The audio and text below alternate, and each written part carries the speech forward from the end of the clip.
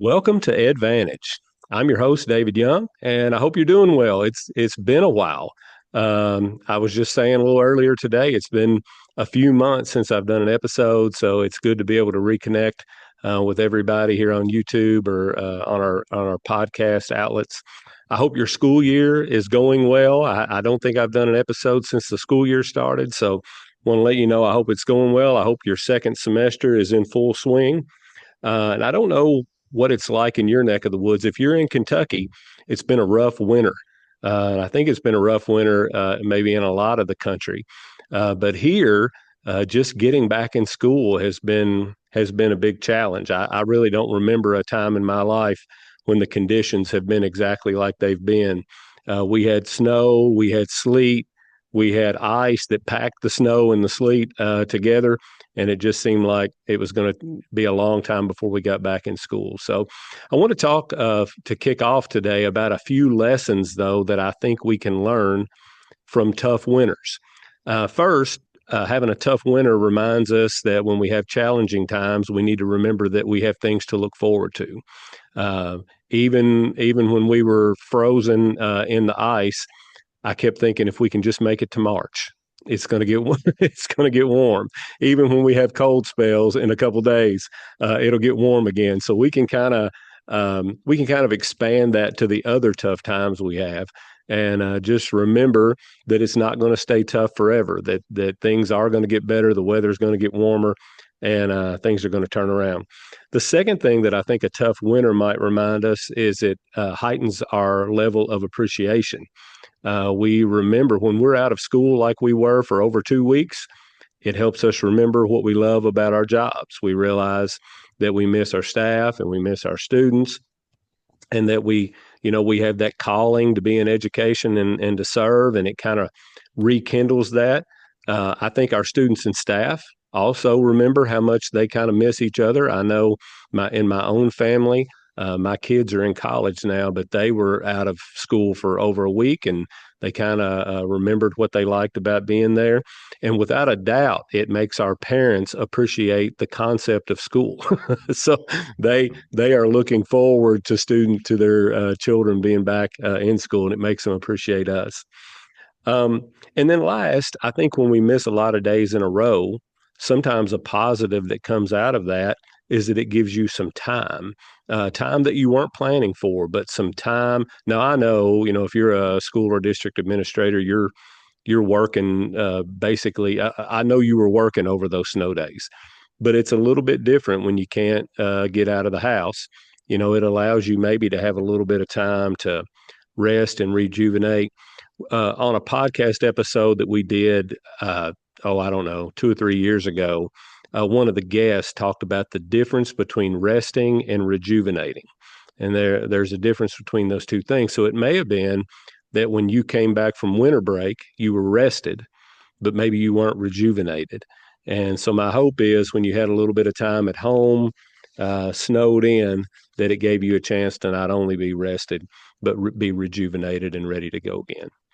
So with that, I want to transition and get started with today's interview. When I started this podcast a few years ago, I honestly would have never dreamed of some of the guests that we would get to have on EdVantage, and so that's certainly the case today. My guest today is Jimmy Casas. So let me tell you a little bit about Jimmy. Jimmy is I've been following Jimmy's work for several years now. He is one of the most influential and well-known educational leadership experts in the nation. He's a former principal of one of the best high schools in the country. He was named Iowa Principal of the Year. He's the author of, I know, 10 books. It may be more than 10. We'll talk about that in a second, but he's the author of 10 books. He's a podcast host. If you haven't listened to the Interview Chair, Coaching Conversations with Jimmy Casas, it is a great, usually a short form podcast. So it comes in snippets that are so helpful. He's the CEO of his own publishing company, Connect Ed, and he's even spoken at the White House. So I'm going to ask him about his time at the White House in a few minutes. But he just has so many accomplishments that just kind of go on and on. So you can tell I'm super excited about having him today. Now, a connection for those of you who have come to Central Kentucky EduCon, which is our big conference that we do every summer. Jimmy's going to be headlining day one, which is on June 10th. So mark your calendars. I couldn't be more excited about him being there and what he's going to share with us, and really excited about getting to know more about Jimmy today. So with that, Jimmy Casas, welcome to EdVantage. Well, thank you, David. Holy cow. I was sitting there listening to that and I was like, you poor guy there. So I was laughing because you were like, yeah, we dealt with the snow, the rain, the sleet. You were going on. I was like, it kind of reminds me when I was a kid, David. See if you remember this song. It's like, we had joy, we had fun, we had seasons in the sun. That's Yes, what I kind sir. of felt like you were singing that tune. You had a rip and rock in there. So no, I'm Uh, really grateful, but I have to be really honest. There's something you said we have to kind of clear up a little bit. You said he okay. was the 2000, well, you said he was the Iowa Principal of the Year, but you have to understand there's only one high school in the state of Iowa, David, so it really wasn't that big a deal. So It's just one high just the school, and then one, so it and was then by like default, so don't it's worry about surrounded it. by cornfields, and Yes. that's So it. not a big deal, buddy, not a big deal. So just remember that. So no, I'm grateful. Well, Thank you so much. I'm super jazzed. I'm actually pumped for June 10th. I was in Kentucky just a couple years ago, and just like anything else, anything in the South is always a lot of fun. I think it's just the kindest, most genuine people you'll find, and I think there's something to be said about that, right? Whether I'm in Alabama or Georgia or Mississippi or Louisiana, where I just was last week, I just some of the best humans in the world are in the South. So I appreciate it. I'm looking forward to it. I couldn't agree more. So Jimmy, let me jump in. I have so many questions to ask, and we've got Yeah, go ahead. we Yeah. got a limited amount of time. So talk to me about a little bit about your journey. What caused you to want to go into education, and then eventually into leadership in Yeah. education? Well, we'll give you the Reader's Digest version. Bottom line is this. My parents are not formally educated. They sacrificed a lot to make a move from Texas to Iowa to give their children an opportunity that honestly they wanted to break the generational cycle of poverty, right? Knowing that they were never going to have the quality of life that they wanted, but they wanted to see if perhaps their children could have the quality of life that they always wanted, right? So they made sacrifices. The problem is I didn't like school for so many reasons. But one thing I did love to do, David, is I love to work, but unfortunately, just not in school. I had my parents' work ethic. They have a tremendous work ethic. They modeled that to us when we were kids. But I just never liked school. And I'll be honest, part of the reason is because I just never felt connected. I started off slowly. I went to school. I only spoke one language. I quickly fell behind. And eventually, when you can't read, it's really hard to be successful in school, as we know, right? And Mhm. so I just became disenfranchised with school. And I honestly, some of my best experiences were teachers were in the elementary school. I think they were awesome. I loved them. I still know them all today. And I actually even had a chance to speak at the retirement dinner a few years back when three of them retired at the same time. And but there's something that happened by the time I got to middle school and certainly into high school. I became more and more disconnected. I don't honestly remember very many people from my middle school. That's sad to say that. I don't really have any connections. I have a couple, and those are very dear to me because those are the people that eventually, I believe, championed for me to get me through school.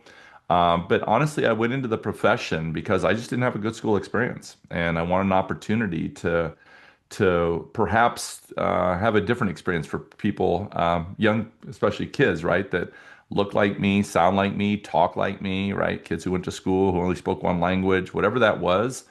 I wanted a different experience for them than I had. And so, yeah, I started my career actually as a classroom teacher in Milwaukee Public Schools, middle school teacher. And then I met an individual who just saw something in me and said, "You really should think about leadership. You have some good skills." I was like, "Nah, I don't know about that." And so he encouraged me, and so I went back to school, got my ed leadership degree very quickly.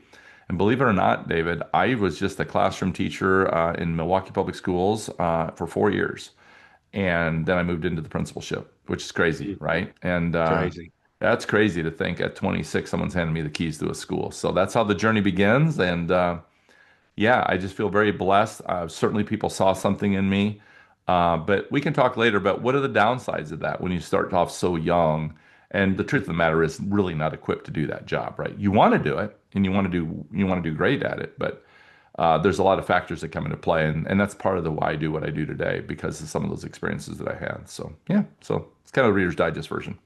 That's a great story, and you made me, as you were talking about, there's somebody tapping you on the shoulder. There are so many stories I know of people who became principals and even went on to be district leaders, superintendents, whatever the case may be, who say, I would have never even thought about becoming a principal had so and so not tapped me on the Mhm. shoulder and said, "Hey, have you ever thought about being a principal? I think you'd be good at it." Yeah. And it's just so important, I think, when we look around with our colleagues, the people who are listening to the podcast today are leaders in schools and leaders in districts. And I just want to encourage you to look around and see those teachers who have that leadership ability and tap them on the shoulder and ask them if they've ever thought about it.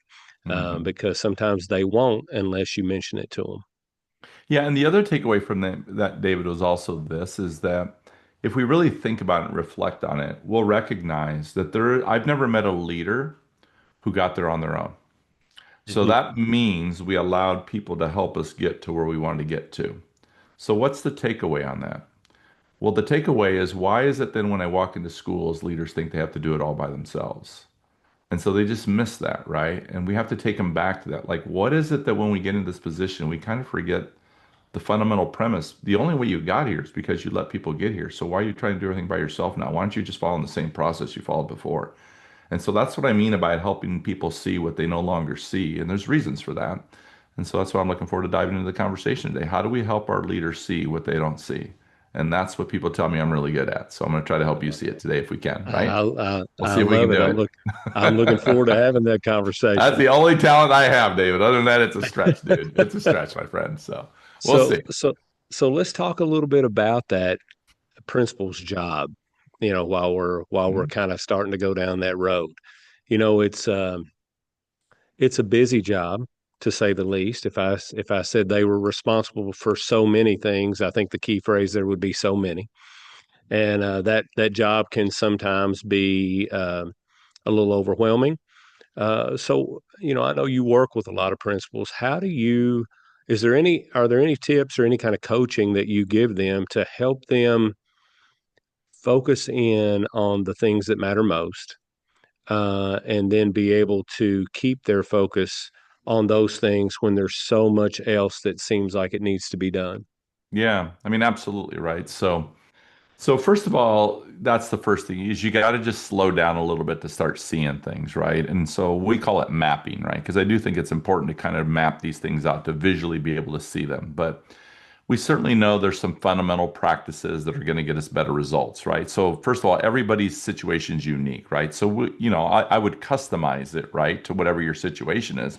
But there's fundamental things that are basic to all of us that if we just follow these basic things, you will get better results. Number one is so if you think about the book Culturize, right? You brought that up earlier when you and I were chatting. Culturize is really just a behavior framework. So if you think about it just for a second, it's the behaviors of how are we going to behave in an organization. And when I say we, I'm talking about the adults, right? So Culturize is based on four core values, right? There were four core values that I wrote for myself to help me remind me who I wanted to be as a leader. So we always say, if I'm going to coach David Young, I'd say, well, David, before we get started, here's what I need to know. Who are you and who do you want to be? And you would say, what do you mean by that? And I said, well, let's break it down. Think about your values. What is important to you? Who kind of person are you? Who do you want to be, right? How were you raised? Who are your influences? Who mentored? Who guided you? Who do you look up to? Who are your heroes? And I'd say, why? And you'd say, well, because I just loved about them is was their integrity. Great. So it sounds like integrity is a core value of yours, right? So write that down. So what we would do is help you develop a framework because now that we have a framework, now we know where to operate from. And there's lots of benefits of framework. So remember, one of the fundamental things we work with all leaders is we have to decide who do we want to be as leaders. So let's develop some frameworks because that framework is going to be the best version of you, right? It's going to be the best version of you. If I say to you, so David, when you look at those values, if you behave that way, would that be a pretty darn good version of you? And you say, yeah, it'd be a great version of me. Exactly. So why don't you just behave that way, right? That's what we're saying. Number two is could you use that as a guiding light for you, like guiding principles to make decisions? Wouldn't that be better to have some foundation where you go draw it from rather than just impulsively responding and reacting and getting yourself into some messes because you're not slowing down to think, well, who am I? Well, if you're a person who's kind, well, then in this situation, just be kind in that situation. You're going to be able to fix that situation, but you also don't need to be a jerk about it. You don't need to be mean about it. You don't need to be condescending. You don't need to talk over people. You didn't say that's who you want to be. You said you want to be kind. So we begin to help people see what they no longer see, or and again, they know these things. They just forget these things because, well, there's a lot of reasons. The pressure of the job. I want to be great for people. I feel responsible. I'm a servant leader. I want to help people. There's all sorts of reasons. So definitely number one is we have to decide how are we going to behave. So to me, behavior is culture, David. So with all leaders, we have to start with providing or creating or cultivating a high performing culture. It's really hard to make change, implement initiatives, hire people, grow your capacity. If you don't have a good culture, it's hard to do any of those things. And the reason is because people don't trust. So think about that. Well, good Hmm. luck with that. You're not going to be able to, have an organization that moves in positive ways that does great things for teachers and kids if they don't trust you. So culture is number one. Number two is we have to focus on growing, developing more leaders in our organization, right? We're all leaders in the organization. We all are. We all have the capacity to lead, but for some reason, we don't allow people to leave, right? We don't allow them to do that because we don't trust them or we don't think they can do a good enough job or it takes too long to explain it and teach it to them or I'm scared if they make a mistake. So we're not really growing and developing leaders like we should be. That's what we see. And the reason is because leaders are back in fix it mode. They think they're supposed to fix all the problems but they're not. They actually violate a fundamental principle of all the great leaders, and that is the ability to build capacity. And so the point of that is, I would say to principals is, why did you stop teaching? You're still a teacher. You just don't teach children anymore. You teach adults. And if you kept teaching, you would find the joy of the work again, because that is the joy of the work. So that's a huge area for us as well when we're working with leaders. And the third area is really around the area of instruction. David, is still the area that intimidates a lot of leaders. Hmm. Most are really good at managing buildings, they manage people, they're really good at putting out fires. But when it comes to being an instructional leader, a lot of them hesitate. They pause a little bit. They don't feel as comfortable and they don't know necessarily how to navigate. So what they end up doing is they delegate it to other people. And that's the mistake they make because that begins to create all sorts of inequities. We're making a lot of assumptions, but probably the biggest challenge we see is we're not creating systems. We have a lot of pockets, and that's what I'll see when I go into a school and organization. A lot of pockets of excellence everywhere, David. But the problem is it's not a system of excellence. So what's happening is, well, you got a really good teacher over here, you got a so-so teacher over here, and you got a struggling teacher over here. So David, which teacher do you want your kid to have? And we know the answer to that. And that's Yeah. what's creating issues for us. And now we're in the fire. And those are what we call undercurrents in the organization. And so culturize is a behavior framework, but recalibrate is a leadership framework, and words on the wall is an instructional leadership framework. We have to be more intentional in creating frameworks of how are we going to lead our organization. So those are just some things that we typically would start with as a foundation and then build off of that. Mhm. Uh, Gosh, you're speaking my language as you're talking about the instructional leadership there, particularly, and how many times our principals don't feel as comfortable in that space. Whether it's because they were an elementary teacher and now they're a high school principal, so they feel like they don't know the content well enough, or if they were any mix of that. They were a middle school teacher and now they're at elementary school and they don't feel like they understand elementary school. So they will, I think they delegate it, but other times they just defer. Mhm. They'll say to a teacher, "Well, you know it better than I do. So if you say that I'm wrong about it, then I'm wrong about it." And and Mhm. and I don't mean that there isn't great input that can come from that teacher, but of all the things that we're expected to do in schools now, we're still in the teaching and learning business. That's why we Yeah, exist, right? absolutely. That's And right. so if you're the leader of the organization that is in the teaching and learning business, but you aren't the leader of teaching and learning, you just lose something. Yeah. Uh, you just lose something It's there. called There's a, credibility. it is, It's called it is, credibility. Yeah, exactly. Yeah, that's what happens. And and again, they it's don't Steve. see that at the time, though. That's where we have to give them grace, right? And that's why I do what I do, David, because it's not fair to ask people to do something that they're not equipped to do. Well, whose fault is that? Right? Why did we hire someone and just assume that they would have those skills? So what we learn is we don't really have systems in place to onboard leaders effectively. We just don't. We spend a lot of money in this country, David, on professional learning opportunities for teachers, which we should. right? Mhm. But where Yep. we see the gap is nowhere near do we do that for leaders. And it's really hard to have a great school if you don't have a great leader. Look at any effective school, it'll have a great leader. Look at a school that's struggling, and guess what happens? That leader's struggling. It's because we're not investing as much in our principal leaders or our superintendents as we should. We're putting all of it into teachers, but yet if there's not the leadership to organize that, to keep that momentum going, to be very strategic in how we unfold and layer these things, we're going to run into some issues. And now we're going to exhaust the hell out of our teachers. And that's what I see happening. Hmm. I totally agree. And Yep. even the pockets of excellence that you mentioned earlier, that is exhausting in many ways. Hmm. If you're the teacher who is in that building, and you mentioned a teacher who's just killing it, and then the teacher next door is doing an average job, and the teacher next door who is struggling. Well, all three of those teachers want to be the first teacher. But if we don't have a framework, if we don't have a system, if we don't have agreed upon commitments for how we'll operate as an organization, what should be in a lesson, what should be in a unit that we build, how we're going to actively engage kids, like all of those things. If you don't have that systemically across the building, then everybody's still working hard, but they aren't working cohesively. They aren't able Right. to, you know what I mean? They aren't able Yeah. to they aren't able to help each other. They may not be speaking the same language. The conversations may be a little disjointed, and so that only comes through leadership. And Yeah. that's I believe, I often say, if I had to boil the principal's job down to one sentence, it would be to recognize who your superstar teachers are and make as many other teachers as possible look, act, walk, talk, and communicate with parents and Yeah. all the things. You want as many teachers as possible who look like your very best, the teachers in your very best Right. classrooms. Not that you want everybody to be a carbon copy of everybody else, but you need those anchors that Hmm. we've all agreed to.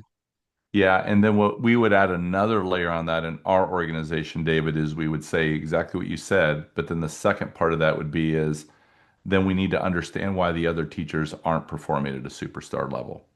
And Sure how do thing. we help them get from there to that level? And so that's the teaching again, right? Because again, it goes back to core principles is in Culturize, we talk about we can't be asking our teachers to do things with children that we're not willing to do with our own teachers. And Mhm. so core principle two is about modeling. You know, what we model is what we get. So we shouldn't ask teachers to do what we're not willing to do ourselves. So, and that's what I love about the work that we do, right? The profession that we do is I think the most important profession. It's a work of ministry. We get an impact, truly impact every day. We can change the trajectory of the life of a child on any given day if we believe that. But then we got to go do something about it too, right? And so, but that's the fun of the job. That's the joy of the job. And in those people who are focused that way and walking every day with that sense of purpose, that's why they love teaching. That's why everybody wants them as a teacher. That's So right. that's right. And so, how do we build more of them? And what happened to those? Because I believe that at one point they all were like that. So, Yep. what happened to these people? Something happened, and that's what we got to figure out. And that's why I love to do what I do. And because I do think that I've never met a principal who didn't want to be a great principal, but met a lot of principals who lost their way. And I've never met a great teacher who didn't want to be a great teacher, but I know a lot that lost their way too. So let's figure that out and let's help these people find their way back because that, my friend, will jack you up. That Oh, is the joy of the work right there. no, that's why we all got into it. That's right. That's why we did Yeah, it. We knew, that's right. as you said a minute ago, we knew we you can change the trajectory of a child's life. You can change their family in the Yep. present Family tree. That's right. Family tree, baby. and their future Hmm. family. So if you do that enough times, you can change a whole community. And I don't know of any other job that has the power to change an entire community over the course of a handful of years, Yeah. 8 or 10 years. I mean, Yeah. it's nobody, no other profession I can think of has that kind of influence. Yeah. And our people in education should be proud of that. That's a huge responsibility, but man, what a gift Yeah. for you to have the opportunity to do that. That's right. And, uh, and they want to. It's just helping them not lose their way. That's right. That's right. And if they do, that's okay, but we're going to help you find your way back. Hey, so I know when you come to EduCon, I know we're going to talk some about Culturize, and Hmm. and I see it. If you're watching on YouTube, I see it on the wall behind you. Uh, you have four key Core areas. principles. Mhm. Four Yeah, core principles. four core principles. Yeah, I don't want you to have to get too deep into it. But do you mind to just kind of briefly hit each one of those Sure. four? I think those are Sure. good for our listeners to You want hear. me to do it with my eyes closed to let you know I actually wrote the Good. book? Yeah, that's right. All We'll right. test you. Yeah, the first one is so again, the premise is and anybody can do this, right? It's great. You just take a post-it note, put a cross on that post-it note, you'll create four quadrants. Ask yourself, who do you want to be? They can be words, they can be phrases, but then you want to define it a little bit because it needs to bring clarity. What does that actually mean? So let's just take the first one, being a champion for kids, being a champion for students. Nowadays, we just champion for everybody, right? Staff, teachers, whatever. But there's a premise behind that. And so, first of all, you want to understand that the idea of recognizing the core values of from what you're going to lead from help you develop what we call a leadership language. I want you to develop a leadership language because that leadership language again brings clarity, allows you to be consistent. It's, people know exactly what you expect. It allows you to influence people. So we can use language actually to influence people, but behavior is going to influence it more. But it brings clarity at least. So to be a champion means that we simply don't quit on people, right? We believe, right, that people want to be great at what they do. So we're not going to quit on them. But we also know this, that there is a reason why they behave the way they behave. So what if we lived our core values? What if we worked on us instead of trying to change them and said, well, when we see a behavior in our organization that does not align with our values, in other words, they're yelling at kids or they're giving up on kids or they're judging or labeling kids or even peers that do that with one another, right? The question is this, are we willing to invest time in those individuals to understand where that behavior is coming from? And so the premise is about relationships because to be a champion means I'm going to invest time in that relationship to understand where that behavior is coming from. If I'm not willing to do that, in my opinion, it's like we devalue people. We just say you're not worth it, right? So that's core principle number one. It's about relationships, not quitting on people, investing more time to understand those experiences because we know everybody has a story. Children have a story, adults have stories. Number two, expect excellence. That's about modeling. We're not going to ask other people to do what we're not willing to do ourselves. If we're going to ask kids not to be off task in class, well, then why are you off task all the time in the faculty meeting, right? Mhm. Your behavior is no different, but you want children, right? You don't want to give them a second chance, but you want a second chance, right? So there's all this stuff about modeling. So it holds us to a higher standard that as principals, I'm not going to ask my teacher to fight for a kid and champion for that kid. And then we don't fight and champion for that teacher. Sounds a little hypocritical, doesn't it? Yep. So therefore, we're going to lose credibility. Core principle number three is all around experiences. Carry the banner, my favorite core value, in case you're wondering, David. And that is all about I know this. What if I worked on me and my mindset was this? When I have an interaction with that parent, when I have an interaction with that student, when I have an interaction with that teacher, when they walk away from me after our conversation or after whatever interaction that was, the question is this, will they carry the banner for me? And you know what we've learned? They will if you created that experience for them.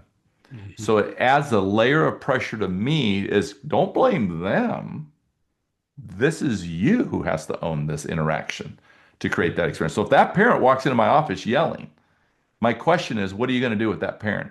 Are you going to yell at them too? Are you going to talk over them? Are you going to interrupt them? Are you going to want to keep arguing until you win this argument? What are you doing? What are you going to do with this parent? Or are you going to live your values and be kind and listen and be respectful and love on them no matter what because they're doing the best they can too? And remember, you're kind of living your values. So number three is all about creating experiences, but it's also being about positive voice. It's not only about carrying the banner for others. That means don't be talking negative about kids. Don't be in the community bashing parents, right? No, we're not going to do that. We're going to carry the banner for our students, our families, our school, our supervisors, but we're also going to create experiences that people carry our banner. And then last but not least, to be a merchant of hope, to believe, to truly believe that every child who walks into school wants to be great. They want to be successful. They want to graduate from high school, people. They really do. They'll Mhm. fool you sometimes. You'll think they don't, but they really do. And the same goes for teachers. I've never met a teacher who didn't want to be great, never met a principal who want to be great. But if we're going to keep labeling people, and if you don't believe these people want to be great, then it'll mess with you. and your mindset will be in a bad place. Because as soon as you go have that conversation, you're going to look at me and go, see, I told you they don't want to be here. No, you don't believe they want to be here. You've already convinced yourself they don't. So as soon as they push back what you already gave up on them, that's why you should follow core principle number one. If you lived core principle one, you wouldn't quit on them. You'd say, no, I know they want to be great.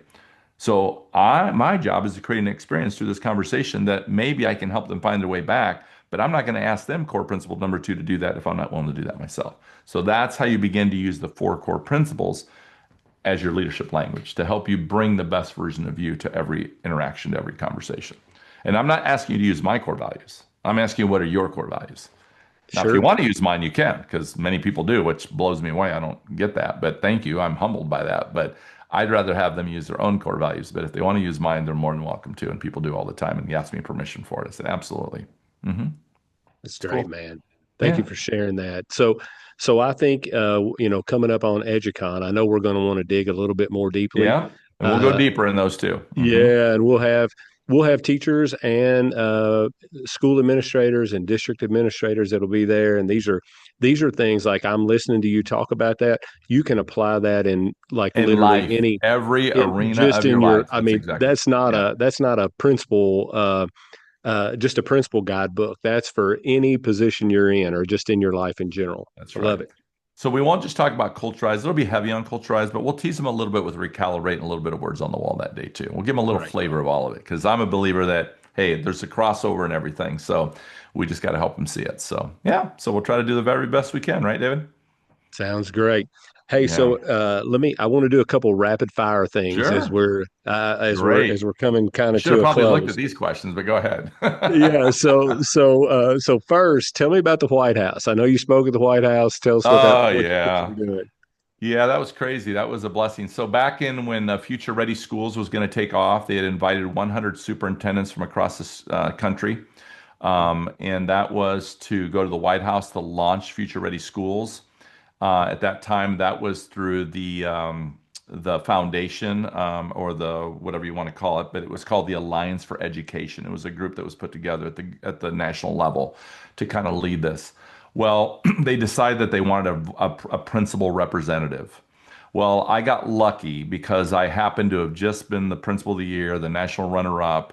I had already started doing some work for Future Ready, and so it was probably, hey, we know this guy. We already know what he talks about, what he can do, so he's probably a safe one for us. So yes, I was humbled to be the only principal from the entire country who was invited to the White House to talk about Future Ready schools, to be on the panel, to meet Barack Obama. It was a life-changing moment for me, and so one I'll always be grateful for. Yep. Arnie Duncan Really was there at the time. He was the Secretary of State. So yeah, so it was an unbelievable experience. Yeah, I'll never forget it. awesome. Hmm. What a cool experience. All right. So, second, I want to ask you I know as someone who has recently written and published a book, I want to let you know that I totally appreciate the fact that you made this shift to start publishing books for others in order to Yeah. kind of streamline that process, as I understand it, make it a little bit easier to go through that. So thank you for doing that. What caused you to make that Yeah, decision? well, thank you. I appreciate it. Well, I was blessed because I'd already published a few books. I'd published one through Routledge. I published a couple through Dave Burgess, DBC. And but honestly, at the time, I was, I had already shifted from being just a keynote speaker to doing workshops and trainings. I had just formed my LLC in coaching. I knew executive coaching was the key, right? Like it was one thing to talk, but how do I continue to support and help these people? So we had just gone that route. So one thing you'll learn about me, David, is I'm a dreamer, but I'm also a doer. I don't just dream about it. Once I decide I'm all in. Like I'm gonna go make it happen no matter what, right? Just like I did this work I do today, right? But so at the time, so if you think about this, I was doing talking, then I started this executive coaching company, but I was always fascinated by conferences. I wanted to create these conferences, so I called them What Great Educators Do Differently. So we started hosting conferences around the country, and they were very successful. And then COVID hit in 2020, and when Mhm. that happened, it kind of shut down the world, right? So I'll be honest, I was just bored. And that's just the way I operate. I got tired of doing Zoom sessions in the morning and golfing in the afternoon. I was like, I need something to fill my time. So I decided I'm going to write a book. Well, then I was writing the book. I'm like, what if I self-publish this? What if I learned about the publishing company? And then I thought, well, hell, why don't I just form my own publishing company?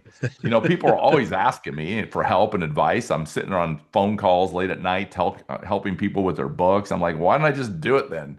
So that's what I decided to do. So in 2020, I decided my buddy and I started, we just formed a publishing company and we started doing it and loved it. And we've almost published now almost 50 books. I bought him out 2 years ago because he wanted to retire. So he was done. He goes, I'm just tired. I want to retire.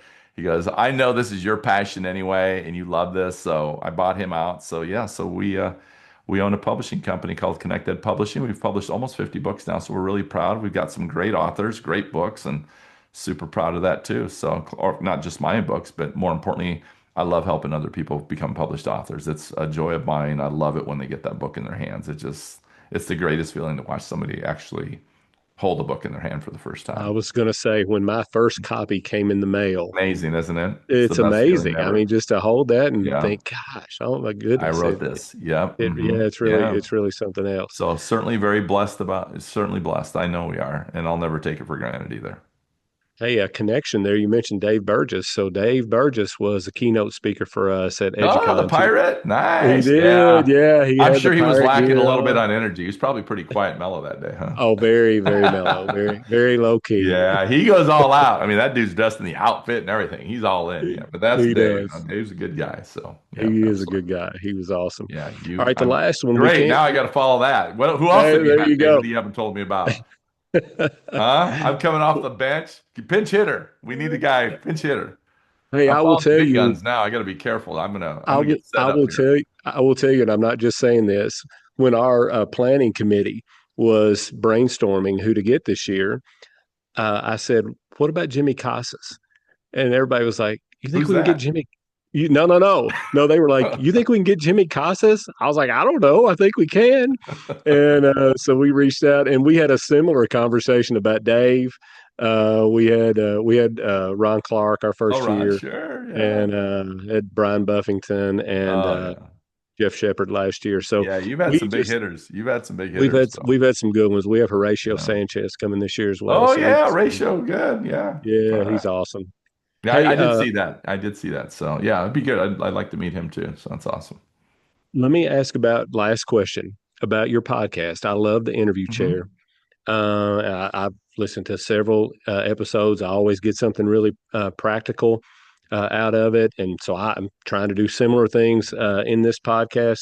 So I just wonder what got you into podcasting, and how has that aspect of your work impacted you, and what kind of impact have you seen it have on others? Yeah, just like anything else. That one was actually by accident, to be honest with you. Mhm. It was because so I started I had actually had an interaction with one of my former bosses who was, I missed him. He was such a great influence in my life. There was a period of a time in my life where I kind of lost my way. David, I was about 38 years old, 12 years into the profession, and just really struggling, to be honest with you, thinking about making a career change. I was just tired. I was just frustrated. I was just like, why do you work in a school and you don't love children? Like, I'm tired of dealing with people like that, right? Like, do we have to really convince you every day to work with kids? It was messing with me, to be honest with you. So I kind of had a little midlife crisis, a little meltdown, found myself what I call the edge of the couch, right? Like questioning, doubting. Mhm. I went back to where I started my career, met with some people, and one of them just touched me as an angel. And I remember he said this to me. He said, "What happened to the young man who came to the inner city and sat in that interview chair and promised us he was going to change the world? Like, what happened to him?" And that hit me really hard. Like, yeah, like Mhm. what happened to me? Like, I'm a shell of myself now, 12 years later. And so I had gone back to visit him, and the next day I was speaking, and he was going to come watch me. And I came out. It's like it just happened, David, because I came out to talk and there was just a chair sitting there. And it was like they were setting up and they just forgot to put it away and they just left it sit there. I was like, oh, that's interesting. So I went over and I was like, oh, I just sat down in the chair. I just started talking. I started telling this story and it just resonated with people, right? It was just so Mhm. raw. I just got lost in myself for a second. Like I went completely off what I thought I was going to talk about for about 10 minutes because I was just in that world again of what it felt like to sit in that interview chair and realize what the hell happened to me. Like I'm no longer that Mhm. person, right? So I was telling that story. Well, it resonated so well. I like, well, hell, maybe I should just do that. I'll try it again. I'll try it again tomorrow. So I was really going to a next day to another time. So I got there. I said, hey, any chance you got a chair I can borrow? Like, what? I said, yeah. So I just went up and did it again. Well, that's just what I do. I've never not sat in the interview chair during a talk since then. So it's now been, what has it been, 3.5, 4 years now that I've been in that interview chair. Every talk, I've never not given a talk where I haven't sat in the interview chair, at least for part of the talk. And but what happened is people would come up to me and said, "I love that. Is there anything? Do you have any resources or do you have any scenarios?" I was like, "Nope, don't have anything." And then people just kept asking me. I thought, well, hell, I'm just going to do a podcast because people are constantly reaching out to me. So I'll just do it and give it. Now they'll have them. You go on my website, there's a bazillion of them on there. So that's how it started. So it just was me. And the other, honestly, issue, David, you kind of said it. Not everybody can have money to afford to bring me in. And so I Right. want to be able to provide free professional development for people. I could do it in 10 minutes, and somebody could do it in 10 minutes, listen to it, and they could listen to it as staff and hopefully recalibrate and go back and be the best versions and remind themselves what they said when they sat in the interview chair. Because I do think it's the best version of all of us, and it's who I think we want to be. So, what can I do to help? So, yeah. So I like it because it's free PD every week. I put it out every week. I've got 119 episodes I just put out. I just put one out this morning. And I started having some guests on last year. And so some are with guests, but most of them are just me by myself for about 10 minutes. But then there's guests that are like 30 to 45 minutes. But yeah, it's still taking them back to the interview chair too. Remind them Love where it. they want to be. So yeah, that's the story. Love it, man. Well, listen, thank you for doing what you do. I appreciate it. Um, are there, for our listeners, if they want to know more about you, I know you have your website. Yeah. You can, so they can find out more. I know they can search you on YouTube. Follow you Yeah. on social media?